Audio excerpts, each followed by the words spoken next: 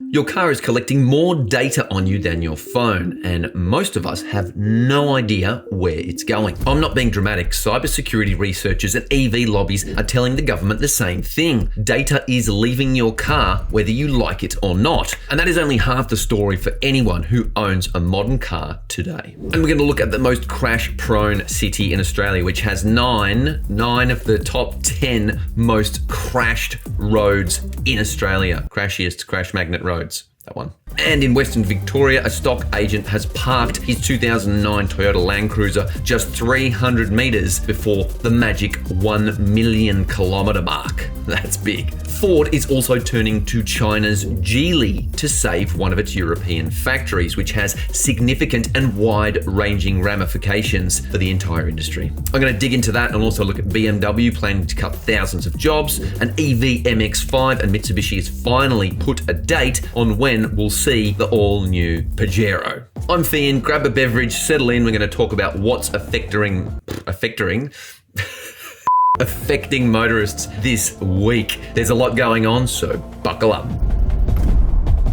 I want to start with a reality check for anyone who thinks having a certain badge on their car makes them safer in traffic. Amy's Crash Index pulls a huge amount of data, and 3 of the biggest brands here are the ones spending the most time in the body shop. Before comments go nuclear, let's just hold up for a sec. That doesn't mean these cars are dodgy, poorly engineered, or unsafe. The data points at the driver, not the metal. And these are the cars that dominate the sales charts. Families buy them, first car buyers buy them, lots of people buy them. So put more of anything on the road and you'll see it more represented in the crash data. That is the basic maths. Still, there is a sting in this, and the most crashiest city in Australia is Melbourne. This is where I live. Have I crashed a car in Melbourne? I haven't actually. I don't think I have. Motorcycle? Yes. Car? No. So 9 of the top 10 crash magnet roads sit in Melbourne. This is a pattern, not a one-off anomaly. So what do you actually do with this new intel? Well, first, don't panic, don't sell your car. It's not the end of the world. You look at your insurance, you look at your commute, and you don't rely on the modern safety features in your car that are designed to save you. You still got to look up, look ahead, and read the traffic. And that leads me to another point. While new cars especially are getting so much safer, the crash statistics are still rising in Australia, but that's a scab we'll pick on another day. All right, now we're going to talk about Toyotas that refuse to die. A lot of them being crashed, not this one.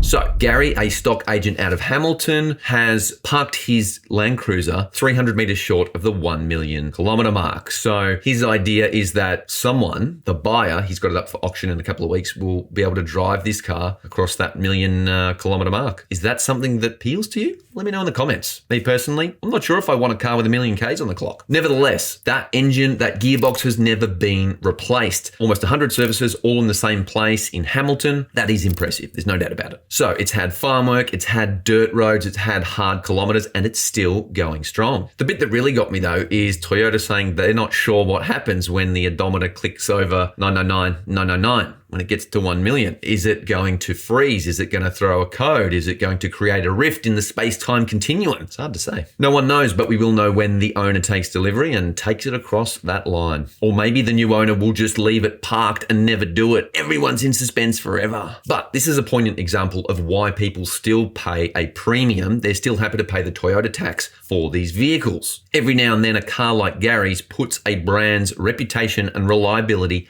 back on the table for everyone to see. But Gary's LandCruiser cannot ignore planned obsolescence. Ooh, no. The rest of us just got a very profound reminder of what it means to be running a combustion engine vehicle in Australia today. And that's because the fuel excise discount is gone. Fuel prices will rise by around 16 cents a litre. For a lot of households, that sharpens the what vehicle am I going to buy next conversation, whether they wanted that chat or not. Right, the story I opened on, this one has legs, and I reckon we're going to be talking about this well beyond Christmas.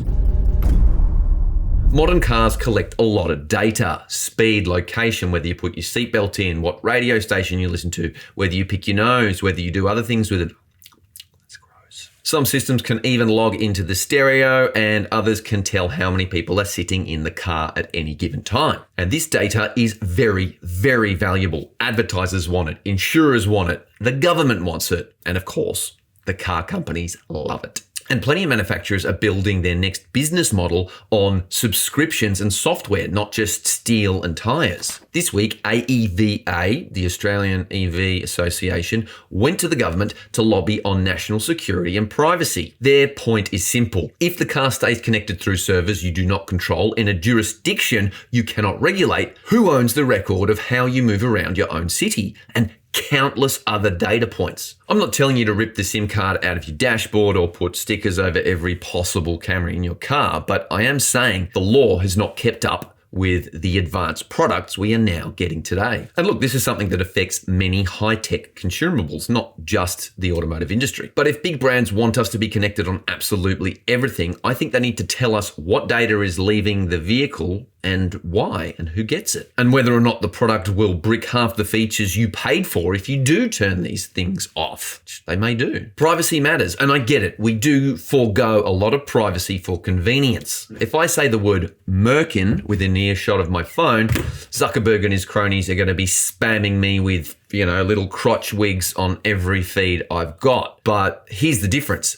That service is free. You pay big money for your car.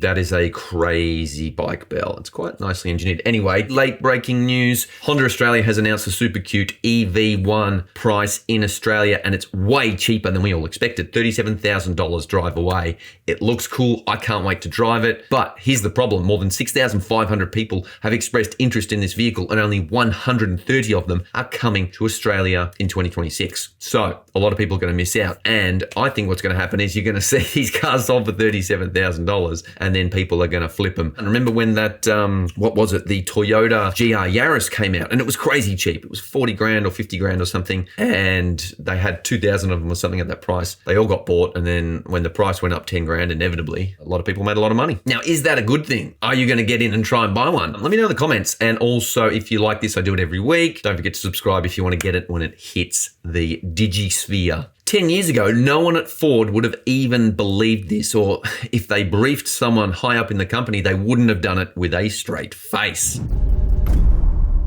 Ford is turning to China's Geely to help save a factory in Spain. Ford and Geely joining forces, sharing tech, sharing software, hardware, everything. Now, this is part of the new rules that's coming into the Eurozone, where if you want to sell Chinese cars in there without a big tariff, you've got to make them in Europe, which is a smart move. It's part of protectionism, but it makes sense unless you want every single factory in Europe to shut down. And we'll get to that in a minute. There is a little bit of that going on. But this is the industry in 2026, and we're going to see a lot more of this sort of thing happening as we move towards the end of the decade. And if that makes you think of the connected car story, you should be worried. Geely's platforms run through the same servers we were just talking about. Same data question, same issues of where it all goes. And there's been brands in the US that have been completely banned. Polestar banned because they couldn't adhere to these data regulations they have in America. Interestingly, Volvo got a waiver to stay. I don't know. Anyway, if you cannot fill a factory with your own product at a profit, then you partner with someone who can. Geely has platforms, it has EV tech, and it has a cost base that most old world car makers are still chasing. For me, and I reckon for many of you, the question is much simpler. Does any of the Geely DNA show up in the next Ford Ranger or Everest? I think it most definitely will. Will the next Ranger be built in China? Probably not. You never know. Watch this space. And ultimately, heritage doesn't pay if your factory is only running at 1/3 capacity. Now, speaking of cost efficiencies in European car markets, BMW is feeling it as well, and thousands of jobs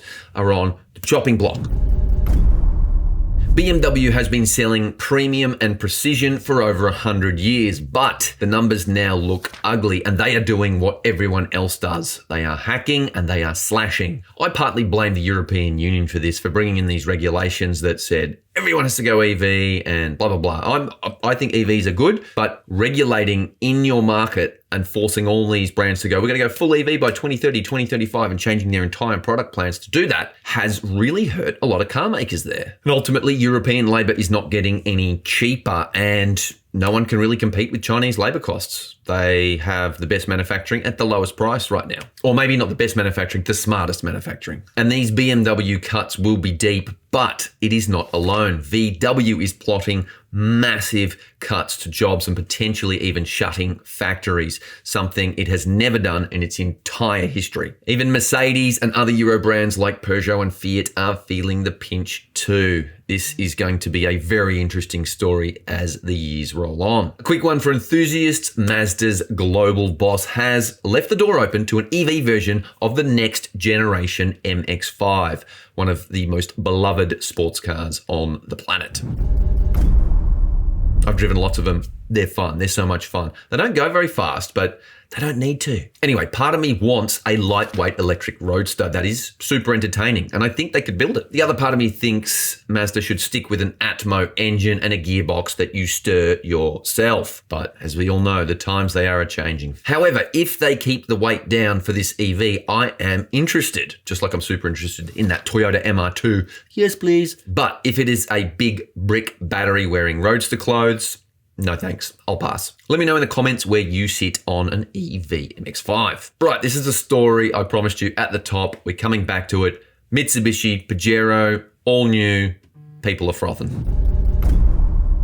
And a lot of people have been waiting on timing. When's it coming out? What's it going to be? What's it going to do? Well, we have timing. Apparently, this thing is going to be revealed globally on September 2. Now, this is not officially from Mitsubishi. This is from Japanese magazine Best Car. But these guys have been very accurate in the past. They have pretty solid sources in Japan, and I reckon they're on the money. Now, if Mitsubishi brings back a proper four-wheel drive, a serious bush basher that can do it all, a bit like, say, the Ford Everest, they are going to be onto a winner. I don't want to see a soft roader with Pajero badges glued on, but I don't think they're going to do that either. It's got the Triton underpinnings. It's going to have proper four-wheel drive. I am cautiously excited about this, and I think you guys should be too. But if Mitsubishi does not nail the brief with this one, the internet is not going to be kind. No, it is not. Keep your eyes peeled. September 2. If that happens, I think it will. You'll find it all here too. Right, rapid fire. Let's rip through the rest of the week's headlines. The Denza Z9 GT is coming. An early word is it's going to be super duper expensive. Pricing was released in the UK and it works out to about 200,000 Aussie dollars. I think it'll be more like 160, 180K over here, but that is still very expensive. Will anyone buy it? Maybe they will, because it's going to have megawatt charging capacity. XPeng's full self-driving technology is going to be rolled out globally in 2027. I think we'll get it in Australia in 2028. And right now, that is the only self-driving system that can hold a candle to Tesla's FSD. It's supposed to be very, very good. Genesis is getting closer to outing its two-door V8 powered GT Coupe. That looks pretty cool. Will it put the brand on the map? Maybe. Then we've got the next gen Mercedes GLA baby SUV. It's been revealed. Not sure I love the look, but hey, looks are subjective. Audi's all-new Q9 is also officially out in the open, and that looks pretty good, and will give the Mercedes GLS a run for its Deutschmarks. And lastly, GWM wants you to know that diesel isn't dirty anymore, claiming its 3-litre 4-cylinder turbo diesel engine is efficient. We'll drive it soon, so stay tuned. That is the week in motoring. Crash stats that name names. A LandCruiser that's done almost 1 million kilometers, and your car is spying on you. Let's think about that for a sec.